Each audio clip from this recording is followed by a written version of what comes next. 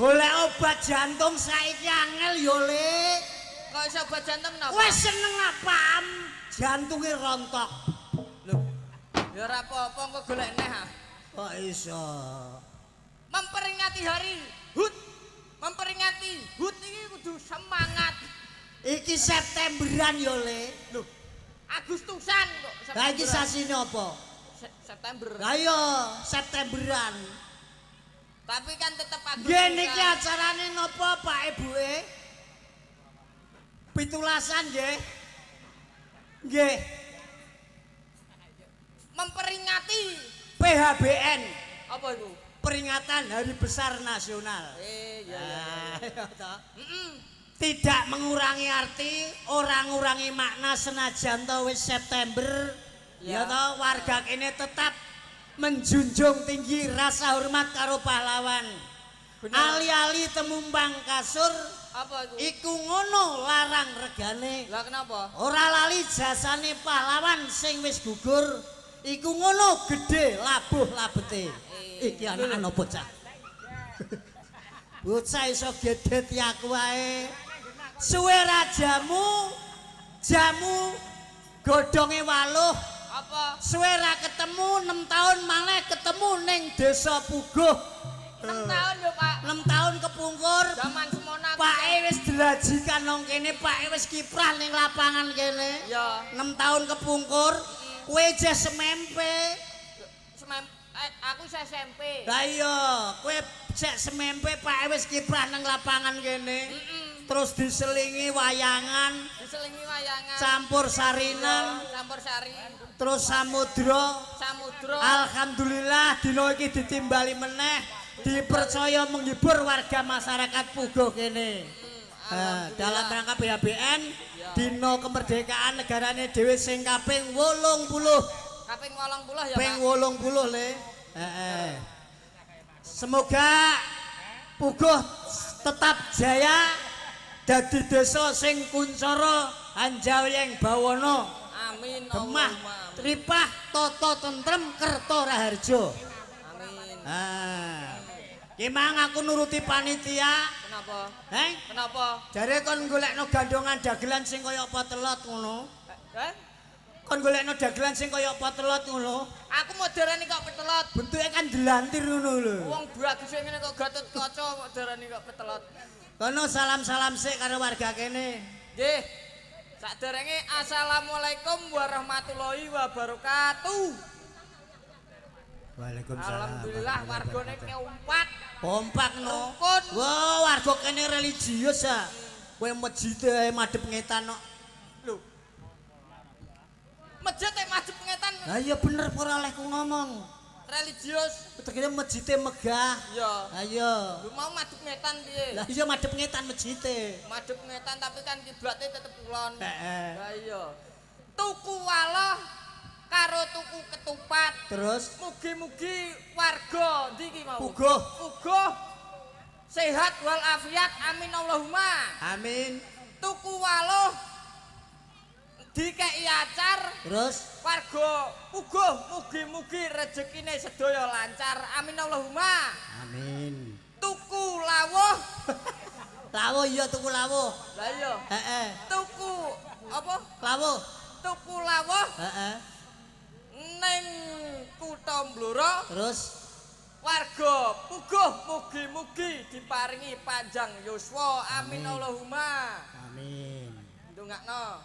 Delok ndongakno kaya aku. Tuku lawuh. Tuku lawuh. Wadahe kreneng. Rondo Puguh ireng-ireng. Rambute urung rampung kok iso.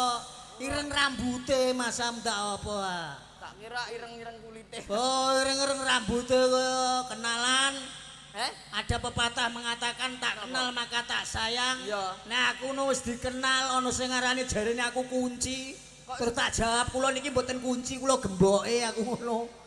Aku wis bolak-balik rene ya wis kenal. Kowe ya kenalan ngono lho. kenalan mau kan kenalan aku. Lho iya no. Nggih, tepanganken bapak-bapak, ibu-ibu, Alah, alah. warga sedaya ingkang sampun mirsani kula. Alah.